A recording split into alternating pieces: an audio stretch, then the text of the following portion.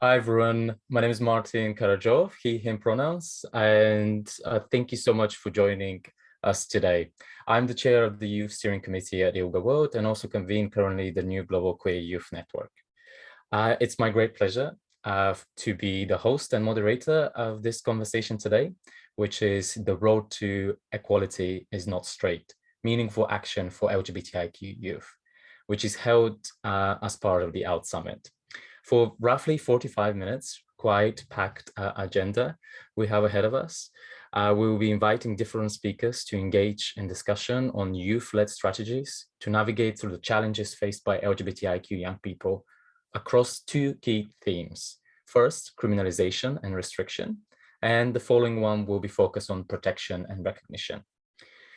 Before we get started, just to let you know that you can use the Q&A section to ask any question there and raise, and we'll be able to either answer them today or we'll be able to follow up to you after the webinar as well. We will also be able to follow up with the participants today with any actions or any ways that you can engage with the work of the Global Queer Youth Network or the other networks that we have today. So without further ado, I would like to first start with the state-sponsored homophobia report. As you know, every year, ILGA World publishes the state-sponsored homophobia report, which is a world survey focused particularly on sexual orientation laws. That report, since its first edition back in 2006, it has been a really fundamental resource for those interested in accessing the core information on legislation affecting people on the basis of their sexual orientation. Not only human rights defenders, but also civil society, UN agencies, allies, and media worldwide use this as one of the main resources of information on the issue. As you may have seen as well, the visual aspects of that report, the publication is accompanied by a series of maps and charts illustrating where criminalization, protection, and recognition laws exist and where they don't. You will be able to find the link to the report as well. It will be shared in the chat or also in the follow-up. We will hear some references today to the old report from 2020, the state-sponsored homophobia report. The new one will be published in the new year, and we'll be able to share that with you as well. And why it's important to talk about those elements when we talk about LGBTIQ young people. It is important because LGBTIQ youth far too often are sidelined in the conversations when we talk about whether criminalization or hostile environment, or where we talk about meaningful participation. And we do know that COVID has exacerbated those inequalities, particularly for LGBTIQ young people.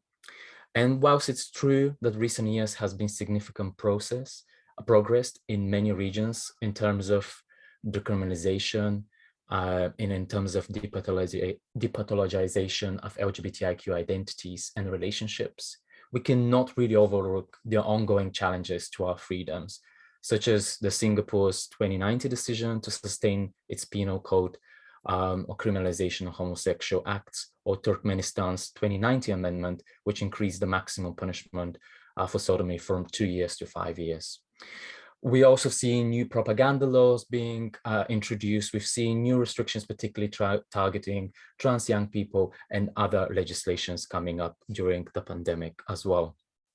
It is really vital to our continued steps toward equity and justice for all that global legislators and political spheres become not only allies, but champions for LGBTI equality and meaningfully include queer young people in that process.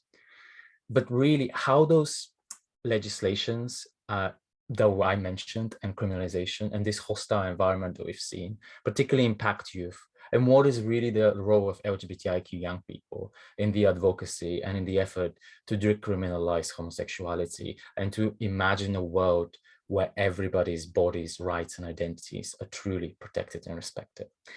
And for these conversations, I'm really pleased that I have amazing speakers, 4 fantastic activists and superstars in their own fields and work. For the first part, we're going to talk about particularly criminalization and restriction. And for that conversation, I have two fantastic speakers. I have Quirine Lengkeek from Choice for Youth and Sexuality, who is the advocacy coordinator at Choice, a youth-led SRHR organization based in the Netherlands, works to influence various UN processes to protect young people's bodily autonomy, their meaningful participation in decision-making, and to see their reality reflected in outcome documents. This year, Quirine was also the Dutch NGO representative for the Commission on the Status of Women, or the CSW. Over to you just to say hi. Hi, and it's great to have you here today as well.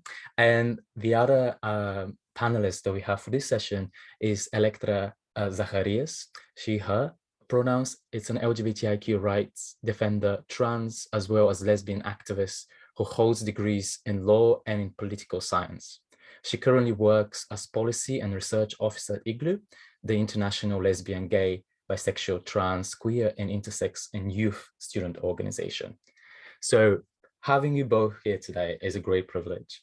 And speaking of criminalization and restriction, I want you to start with the first question. We just straight deep dive into it, as we have 45 minutes, as how does the increased criminalization and restriction of LGBTIQ identities and people impact really activists, youth, and movements, and our collective action? I would like to start with you, Electra, if you don't mind. Thank you, Martin, for this lovely introduction, and to welcome everyone in this room. First of all, I would like to highlight that, of course, it varies from place to place. As a member-based organization with members on the ground in many different countries, we're well aware that one situation does not necessarily apply to all. But what we have sort of observed on a regional European basis is that the space for civil society organizations in the area of LGBTQI youth rights has been shrinking over the past years, and drastically shrinking, and that these organizations can only exist within democratic and truly spaces that are resting on the acceptance and safeguarding of certain minimal democratic standards and human rights. So what we have seen is that these restrictive laws have made certain spaces inaccessible to LGBTQI youth organizations. For example, if we look at Hungary, we have seen where funding has been taken away from a lot of LGBTQI youth organizations working in schools, and often they can't even access these spaces anymore.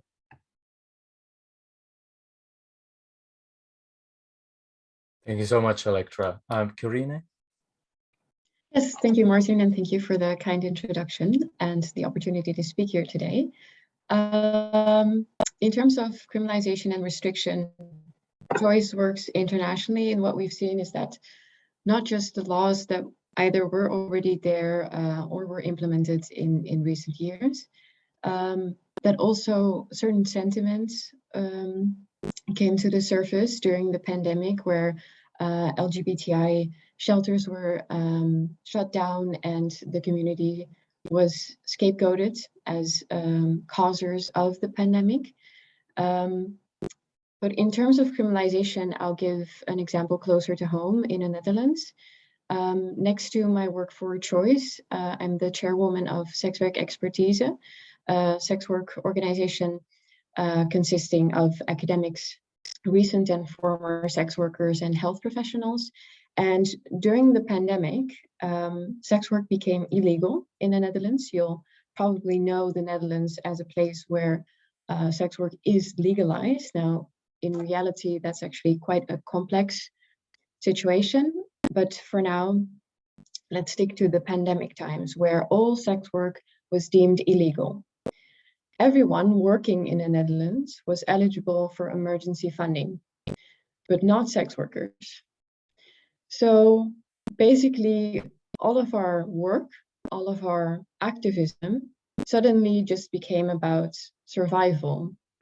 And I can imagine that for many more communities over the world, it was like this, that besides our usual issues were so much further away, because now we were just trying to survive. I mean, we didn't have the opportunity to work. And sorry for the background noise.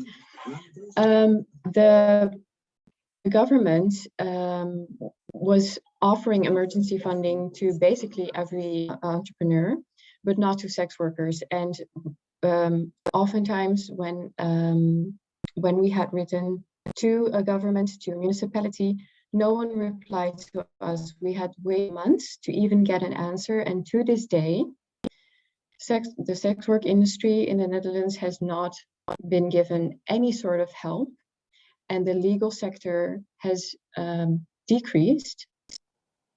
So we're still in a very grave situation where there is very limited opportunities to work safely, legally, and we cannot even get to the conversation we would want to have about a better rights holder position because of our basic needs not being met. Thank you both for that. And I would like to follow up actually on what some of the issues you just touched upon as well in particular.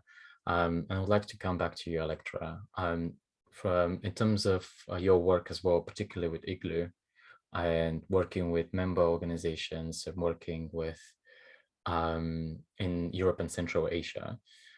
How does really COVID particularly impacted on your work, but also on the member organizations, the youth-led groups and organizations, and their ability really to advocate for the LGBTIQ rights or the issues that they face on a daily basis? Yes, thank you, Martin. Yeah, unfortunately, it was already highlighted, I think, by Quirine as well. The pandemic has definitely exacerbated inequalities and discrimination against LGBTQI children and young people across the globe, I think. And speaking from a European context, we have had a lot of feedback from member organizations. There's access to policymakers, and advocacy opportunities has drastically decreased over the time of the pandemic. So speaking in political participation has worked in closed loops that have been quasi inaccessible to young people, unfortunately. And furthermore, what is considered LGBTQI issues has not been considered a priority by governments throughout this crisis, and were often legal revision procedures were put on hold, and the elaboration of local or national action plans have been put on hold, etc. In terms of what the people, LGBTQI young people in all of the countries have suffered, we should definitely highlight social isolation and a lack of connection. Many community spaces had to close during the pandemic, and also many young people had to go back to their unsupporting homes, where they were subject to increased risk of violence and where their right to physical integrity was jeopardized. Furthermore, in terms of healthcare, I would like to highlight that in particular, gender-affirming healthcare for trans and non-binary youth has suffered tremendously during the pandemic, as transition-related healthcare, gender-affirming healthcare has not been considered a priority in times of crisis, and surgeries have been delayed. Access to hormonal therapy has been rendered almost impossible in some contexts, and this has had really heavily detrimental consequences on trans and non-binary young people in all European and Central Asian countries. Thank you, Electra. I wanted building on as well.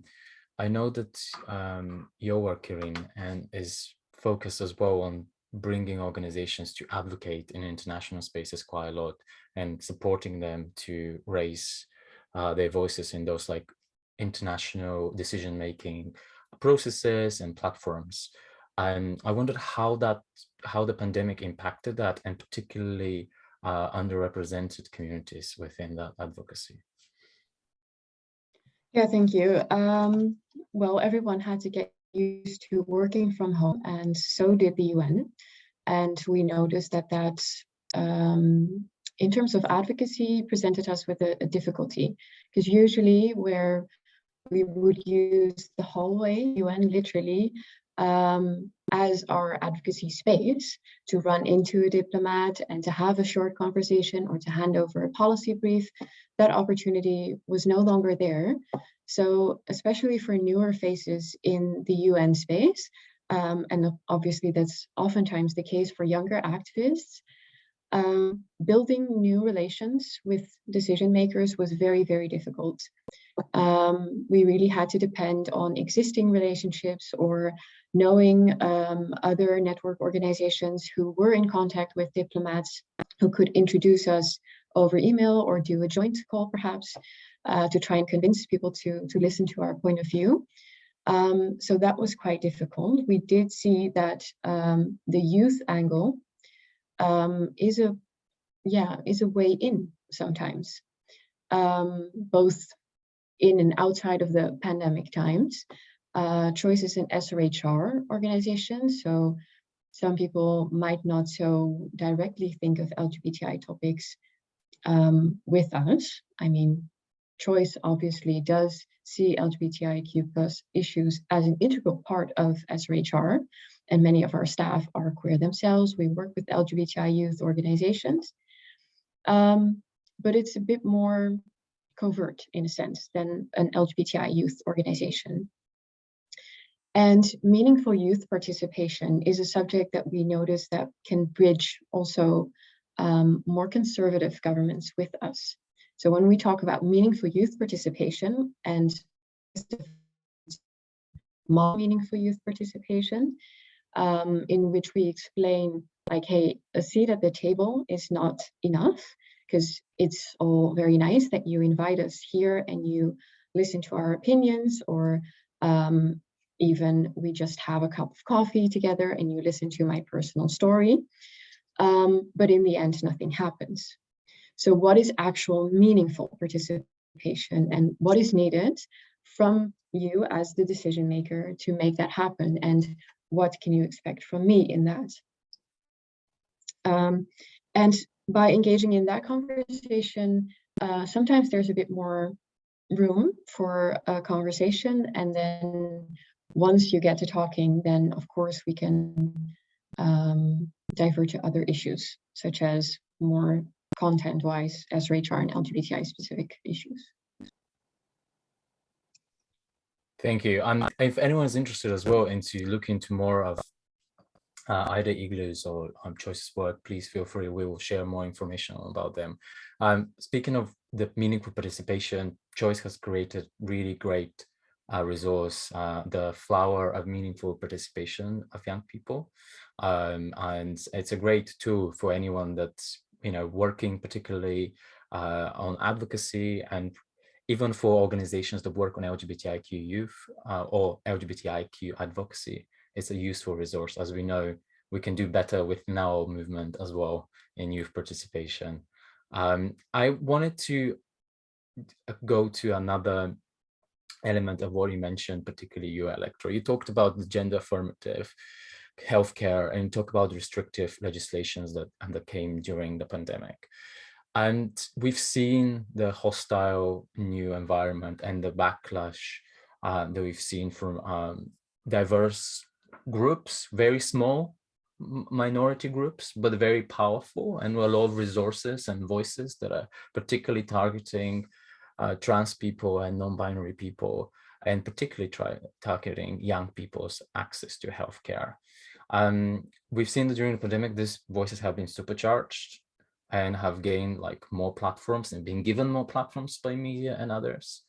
So my question to you both, and I'll start with you, Alexa, is that it's a big one, but how do we really, in this climate, particularly right now, increase the engagement of allies and organizations to really resist this new backlash that is we're currently seeing across the world and is currently rising, and who we need to engage in this conversation? It's a huge one indeed, Martin. It's hard to find a concrete answer, but what I think is more important than ever today is like that we, as different communities, have come together to show what you said, that these groups are actually marginal, even though they're very, very loud and are sort of in an echo chamber where some parts of media like make it bigger and bigger.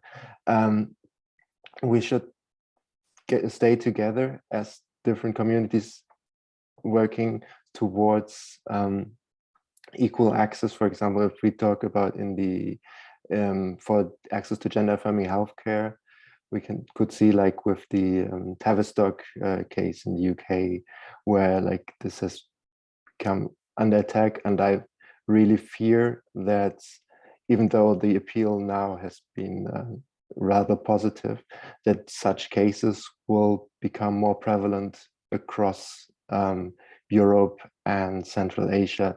So we have to come together, share our experiences, share our knowledge between us, and also we have to engage allies in a comprehensive and durable way, to also, for example, develop guides that can easily show like how the arguments that are made big by these very small groups that create the anti-trans and anti-non-binary narrative, how we can counter them. Like, I think this is very important work we have to do nowadays as different communities, is to come up with these counter narratives and make these counter narratives the main narratives, so to speak. Thank you, Electra. And I wonder from SRHR perspective as well, you know, I from your side as well, what do you think, Quirine? Well, I would love for Choice and any other SRHR organization to play a role in bridging the SRHR and LGBTI movement, because I noticed that also in advocacy spaces where we both are, oftentimes we're involved in the same meetings, in the same networks or major groups, and yet we keep having separate conversations, which in some cases is good to really specify on certain topics, but we could collaborate so much more. And also when providing input to a UN outcome document, for example, it would be so much stronger if we really adequately strategize together to see how we can get out most for all of us. And I know that in the feminist movement, sex work, for example, and transgender rights are very divisive topics. And I really hope that in the coming years we can come to an understanding about human rights and that we can sort of speak the same language, regardless of what we might personally feel or what we might personally think of someone or someone's choices for a certain profession, but that we would all be better off with the respect for our human rights, for our safety, for our health, and that we need different things for these things, and that's okay, and that's what we should all work towards. So I hope that this understanding can kind of seep through, and that allies stand up as friends. I heard it in another panel, and it seemed a bit corny, but yeah, you can make it a bit more tangible like that. Like, what would you do if someone said something like this about your friend? You would stand up, you would say something, and you would try to act. So that is what I hope allies understand as their allyship and how they should shape that. Thank you both. And I think some of the work that we been doing as well with the Global Queer Youth Network and the LGBTIQ events is like, we've been looking as well, is like, what are those places where you can connect with other youth movements. And I think youth movements are a great example of how like things can be done intersectionally, and how we can really work on issues that are really cross-cutting, and without creating silos, without creating hostile elements of that movement as well. So I think, yeah, maybe a note to anyone that's participating today, including from feminist large organization or LGBTIQ or large organizations, maybe invest more in the youth movements and participation, and they might hold a solution that you're looking for. But we have a couple of questions. Maybe I have time for one more. Is that we talked about, obviously allies and how important that we talk about, but I want to talk about a little bit your organization as well, about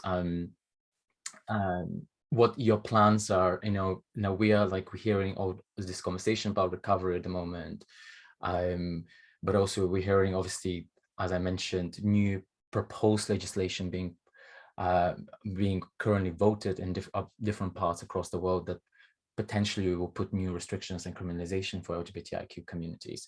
So in terms of your, for example, Electra, for your work in Europe and Central Asia, how does your organization is thinking to engage in 2022, and maybe in post-COVID world, if there is a post-COVID world, to improve the legal landscape of LGBTIQ people, and particularly young people? Yes. So regarding our traditional field of work, which has been education for the past years in terms of advocacy, we will launch our second edition of the Inclusive Education Report in 2022. And what we can already say from this report is that we have seen improvements in the area of anti-discrimination legislation, but this alone is definitely not enough. We have seen the overall school environment becoming more hostile in different contexts.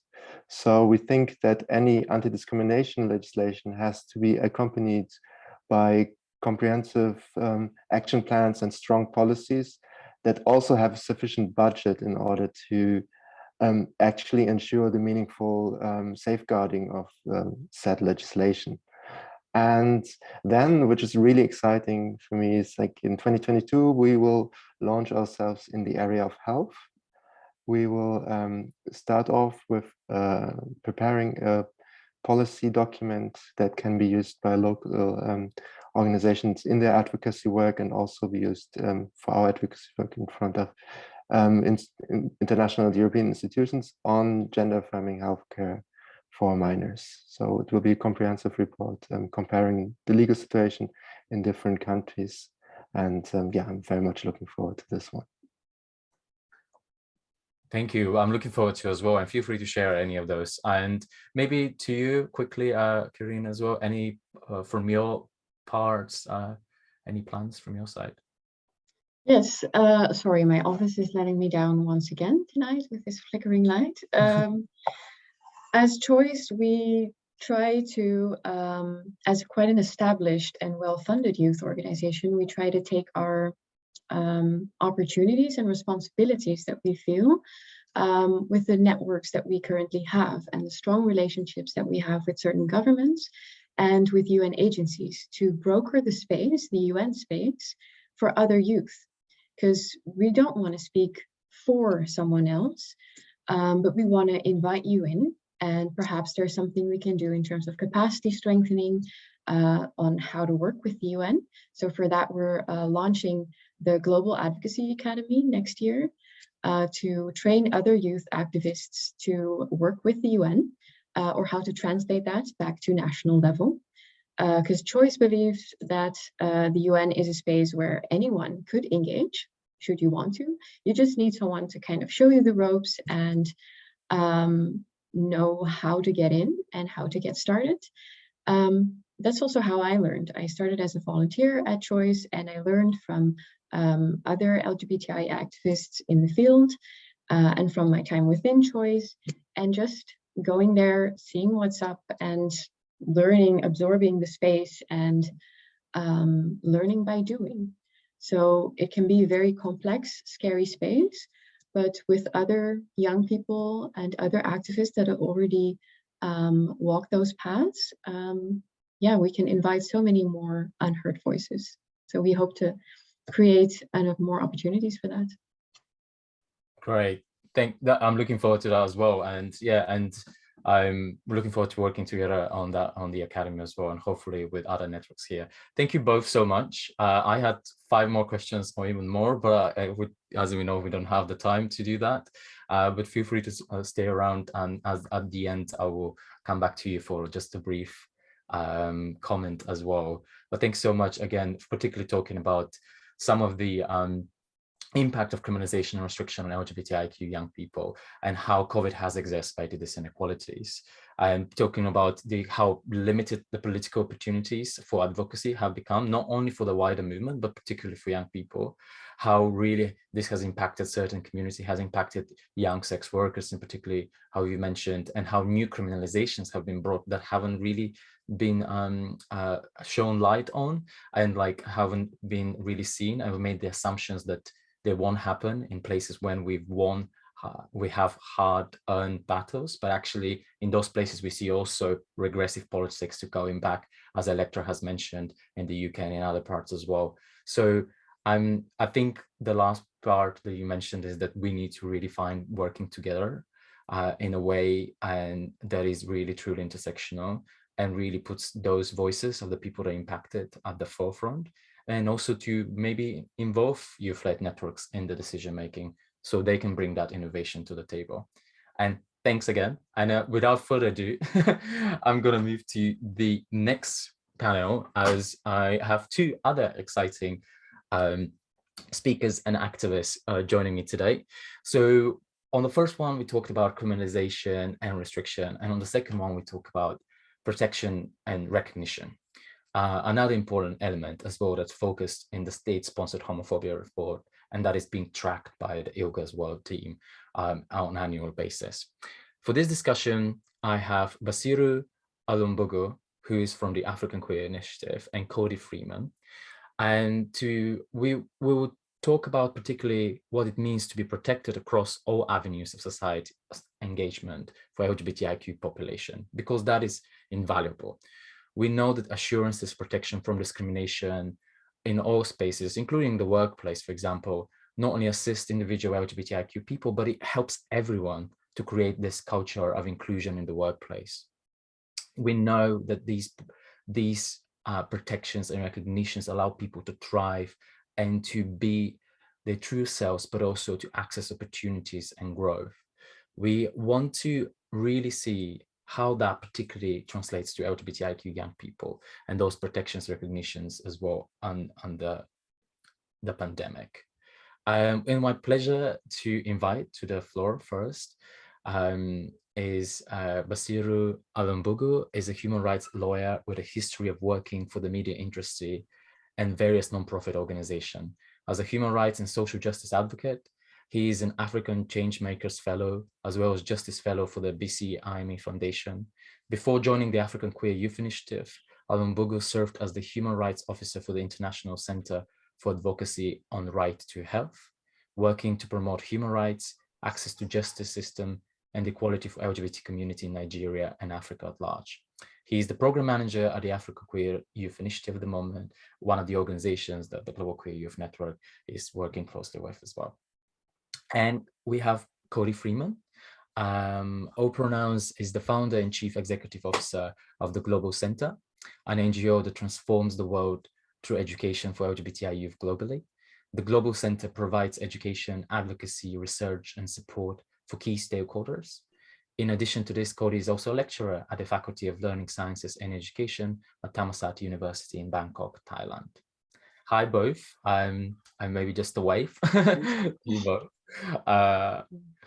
Great to have you here, and I'm really excited about our discussion that we'll have today. I have straight to the point. I have my first question is straight to the point. How does a lack of protection and recognition of LGBTIQ youth populations impact their ability to meaningfully engage with the political spaces? So that's my kind of first part of that question, is how that lack of protection recognition impacts their really meaningful engagement into political spaces. some of it which was already touched upon in criminalization, but we're talking about particularly now the protection recognition and how this lack of protection impact their well-being as well. So their political engagement and their well-being. So maybe I'll start with you, Basiru. Okay, thank you so much, Martin. So speaking from the African context, feeling vulnerable, restrict us to do so many things we ought to be doing in our society. And the lack of, protection for LGBT youth in Africa means increased vulnerability to, violence and discrimination, which restricts people from, accessing or being represented in political spaces. An example is, an activist in Senegal who ran for parliament some time ago. And, because of that activist sexual orientation, because the activist is out, openly gay, because of their, status in the society as, a gay person, they got, some sort of harassment, and which led them to, pulling out of that, process they were, intending to do. So this lack of protection in the society restricts, LGBT youth from, accessing or being represented in, legislative spaces, political spaces. And, where we are not represented in such spaces, it, kinds of increases, policies that ought to have been made, in support of the community would not be made because our voices are not being represented at such spaces. Yeah. Thank you, Basiru. Cody, do you want to jump in on this question? Yeah, I think the root of it is education. So if we don't learn about ourselves, our bodies, our identities, when we're growing up in our formative years, then how can we fight for our rights in a meaningful way in an advocacy space? And we know, like from research, that inclusive curriculum, textbooks, policies at school lead to better mental health, better sense of belonging, less absenteeism, less verbal harassment. So this lack of curriculum inclusion is really leading to a culture of violence. And that's something that I would really challenge us in the community to focus more on, is education and youth. But also, because also the conservative backlash is mainly centered on youth, on schools and indoctrination, all of these narratives and rhetoric. So I would just challenge us to meaningfully engage in things like this. But I do want to say that hosting ILGA World and Outright together this panel is a great step. Like, it's a great positive development in centering the voices of LGBTI+ youth. So I just want to be grateful for this space right now. Great, thank you so much. And I think you have absolutely a point, is that we too often conversation about education, LGBTIQ youth is considered too sensitive to be addressed in those spaces, or too political to be discussed, and so it's kind of never really addressed, or it's just sidelined. And that includes, unfortunately, sometimes within our own movement, that as a topic that it's the difficult one to consider to go to, which it results in leaving a lot of LGBTIQ young people without protections and significant gains on their rights. So I have another question as well that builds upon, again, what we mentioned before as well, is about COVID's impact briefly. I know the African Queer Youth Initiative did a great survey, particularly in the region, about the impact of COVID on young Africans. And so what do you think some of the key elements from that work that you did were, and what is it telling us? Thank you, Martin. So from our report, one key element is, increased surveillance by government, African government in Africa. They use the guise of COVID-19 to, increase their surveillance within the community. You will see invasion of safe houses and queer spaces in the guise of, violating COVID protocols and everything. And we see, government building initiatives without, necessarily getting to listen to the needs of the queer community because they don't recognize them. And where these policies are being implemented, you see that it further restricts our rights as queer persons in Africa. And because we are not recognized in most of these countries, we don't have any where to run to, but organizations and other organizations. Yeah. Thank you. Yeah, and I wonder, because we used some of that research as well, but Basiru as well, that it was great and was used in some international documents as well, particularly. I wonder, Cody, as well, if you wanted to jump maybe particularly about education and how the pandemic impacted, impacted our ability to advocate and talk about LGBTIQ education and comprehensive sexuality education of young people, how it has diminished that. Yeah, I think there's 2 points. One is a personal, one is an advocacy. So with the personal, for like many LGBT youth that got the chance to leave schools or like workplaces that were really oppressive and homophobic or transphobic, and they had to be at home for a year and a half now, when they exited those spaces of exclusion, they really got to sit with themselves. And so there's this phenomenon happening called the COVID cocoon, where they're getting to explore themselves, their identity, and many, as they're reemerging or things are opening up, going back into spaces with dressing a new way, using new pronouns, using a new name. And so part of it is helping LGBTI plus youth re-entering these spaces, but also training people and allies of how they can foster a culture of inclusion.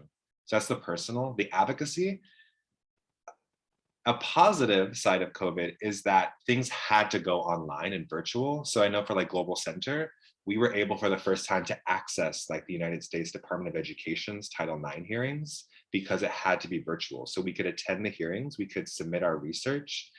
And so that's a recent development, and the passion of the people in our community. So like Global Center a year ago was 7 people, and now it's 24 people in 12 countries. So I mean, the passion and commitment of youth is there. And I hope as things open up or open and close, like what we learned, the inclusive practices that we learned from online continue into the future.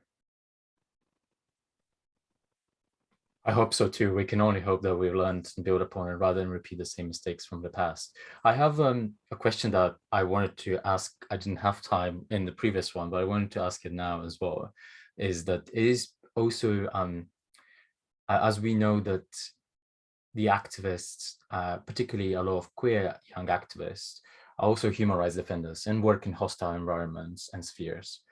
I want to ask you, how can activists that work in those environments, such as conservative aligned governments or hostile environments with high risk of state-sanctioned violence, how they can continue to engage in political spheres and continue to advocate on LGBTIQ rights that is safe to them?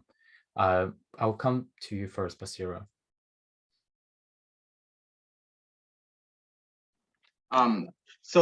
Firstly, I think it's great to succeed in that. It is really, really important that we continue to build partnership with, people that have direct access to, those political spaces.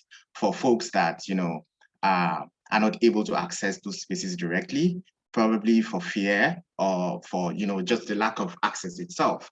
It is really, really important that, we build partnership with, other organizations or activists that we know already engage in such spaces, so we can, use their platform to, engage with the space as well. Thank you, Basiru.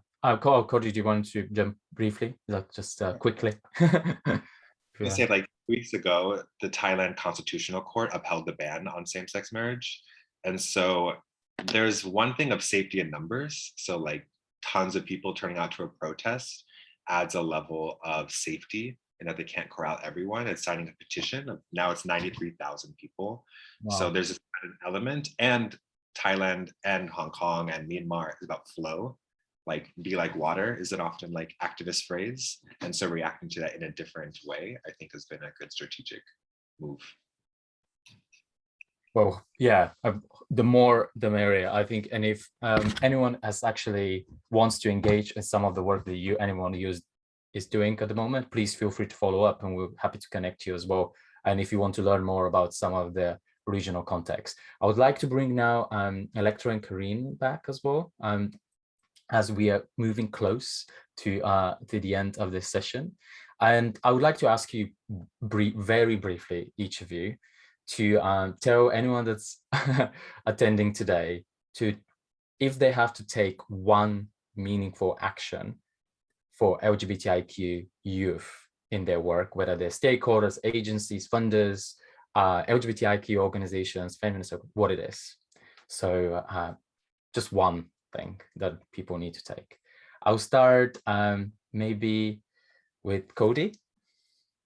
Ooh, I would say tomorrow and Sunday, we're hosting the Together Conference. So it's the first ever LGBTQI+ youth activist conference. The Together statement's going to come out of that, a democratically formed call to action that says, here's what LGBT youth need. I'm going to put a thing in the chat box. That's the registration where you can sign right up and come. Great, thank you, Cody. Electra? Yeah, Cody took away mine there immediately. No, I think it was already mentioned by Quirine that like it's not sufficient to be at the table. And what I would say we always talk about spaces, and it's really important to give up spaces. So if you can give up space for somebody who is young and queer, then take the action and give it up for them. And because we cannot say always, yeah, we have to give them space, and then like the same people stay in their spaces as well. Yeah, if we want to create space for youth, others have to give up space as well. Great. That's yeah, I agree. Basiru?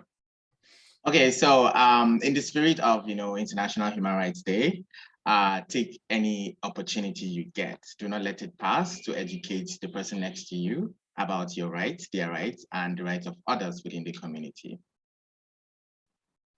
Thank you so much. And Quirine? Please don't ever feel like you're not the right person to speak up and like you don't belong in advocacy spaces, because you do. Thank you so much, everyone. And I don't think I have better words than our panelists to summarize all these conversations. I think we've heard excellent insights about whether the impact and the criminalization and restriction had on the communities and how it has further marginalized them, or how we as LGBTI youth-led organizations can work better together to address some of these inequalities in time, but only by having others, by only having others giving space to youth-led organizations and speakers to be there to do that and continue the advocacy that we need, so we can see a world with full decriminalization and full freedom of any harmful practices that impact LGBTIQ young people. And I do believe if you want to continue this conversation and help us, yeah, join tomorrow one of the Together conference, or join the work of these organizations and panelists that were here today to really be able to bring this into reality. Thank you for joining us, and feel free to stay in touch. And if you have any questions, please feel free to email us. It was a pleasure to be moderating this with friends and activists. Thank you.